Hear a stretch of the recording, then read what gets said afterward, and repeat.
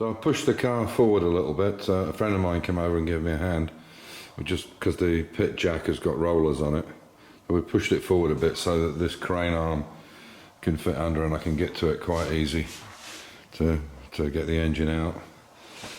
So what I'm going to do now is I'll take the crane away. I've got to, first thing I'm going to do is take the plugs out, have a quick check of them, and do a compression test on it and see how it is.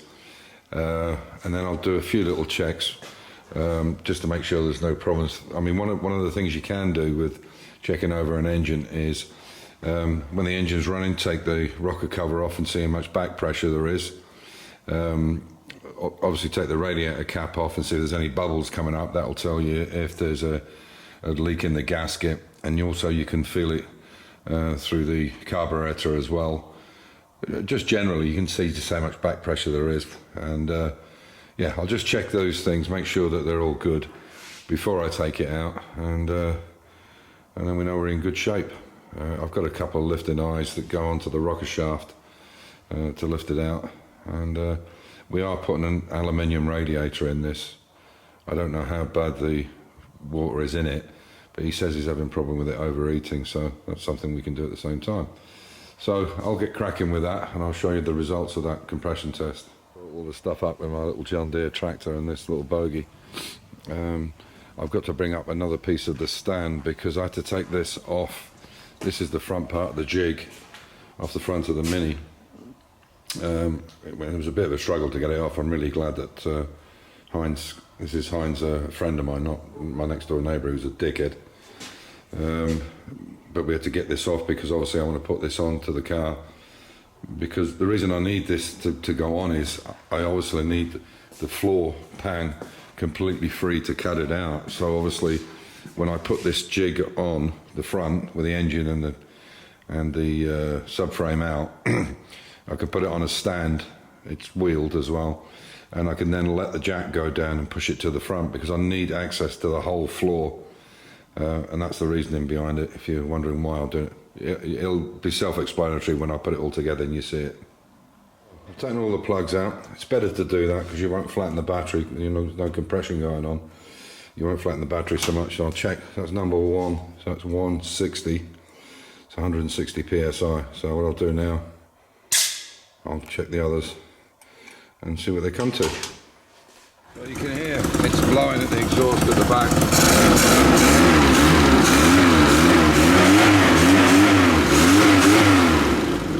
Sweet little engine. It's just it's where I'll let it go off.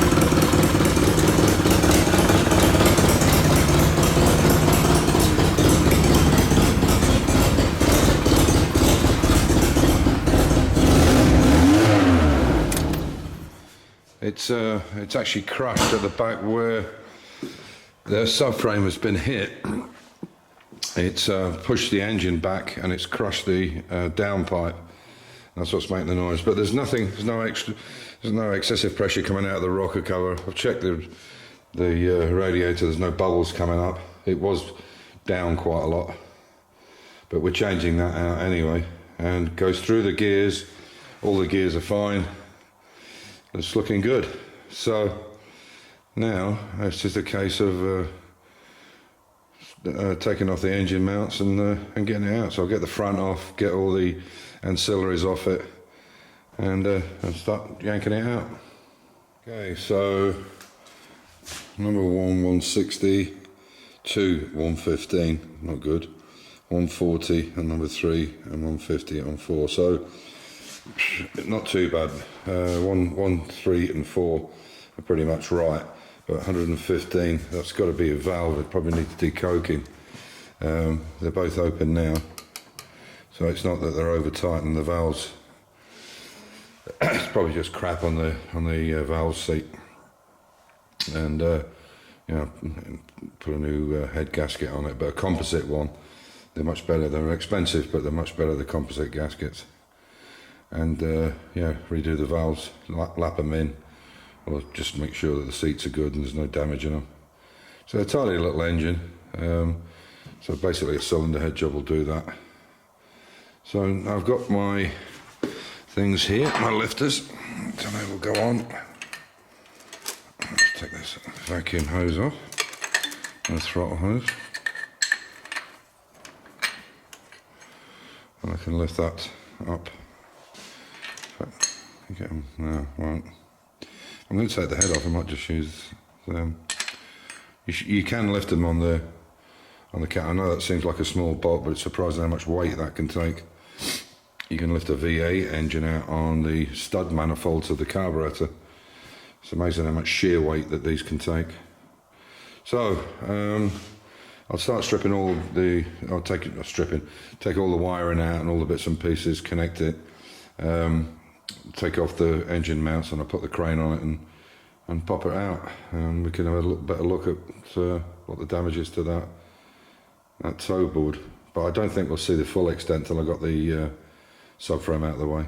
First thing I'll do is dump the oil out of it. I might actually drop the car down a little bit more, as long as it goes past the differential, so that it doesn't come out of the CV joints when I take it out on the other side. So I think I'll just drop it down a little bit and get a bit more oil out of that. But it's really black, it needs a massive service. So just to finish up the video, that's the engine out now. We'll get the subframe out later, it's an easy job. All I've got to do is connect one of those brake lines. But you might see I've put plastic on the top there, that's to create a vacuum. It will drip, but it won't run out, you know, because it's obviously got no hydrostatic head. If you don't put the plastic on, it will drip constantly. So I'll break that connection there, take out the two top tower bolts, the bolts on the front, and the back, the ones on the rear. You can see I've cut the exhaust off. Hopefully you can see that, I don't know if you can. You might see it better there. And the reason is, it was very badly damaged. So this is the exhaust that was on it. You can see it's in fairly poor shape anyway. Yeah, look at the welding on that. It's bloody awesome. But you can see where it was split. You see where it's split all the way down the side? Hang on, I'll bring it up here. There you go. You can see, look, it's crushed and split all around. This is my cuts, obviously, here. It's very hard to get into it. You can see it's split on that side as well. So that pipe is knackered, and the piece underneath, so it's going to need a new front pipe. And there's all the ancillaries. So yeah, so it's out. I'll now put this in the engine stand so I can work on it and do what we'll do is take the head off, and it'll be the exhaust valve on number 2, which has either got a split in it, or the seats are bad, or the valve seat or the valve angle's bad, but it's on number 2, and it'll definitely be the exhaust. It always is. You never get a problem with inlets because you haven't got so much heat and power. It's only the exhaust valve's open. Anyway, it's out. A little bit of messing about, because what I should have done was, I think it's, if I remember rightly, I think you should put it in reverse gear to get the roll pin out from the selector, or is it fourth? I can't remember, but I didn't do it, and then I paid for it because I couldn't get the roll pin in the right position. And I'll go through that when we put it all back together anyway. So I think that's it for today. The subframe's a piece of piss to get out in the morning. It's not a big job. And Heinz and I are going to have some spaghetti bolognese and some, what is it? Croatian beer. What's it called? Kalawacko. What? Kalawacko. Kalawacko, that's, yeah. But if you have it with orange juice, it's palatable. Without it, it's shit. So, on that note, I'll bring you back when this will probably be, what's it, Saturday tomorrow? Probably be Sunday I'll do the next one. And that'll be, and then we'll basically put it away until I've got the parts for it. So, as usual, stay safe, keep the faith, enjoy your hobby, and I'll catch you in the next one.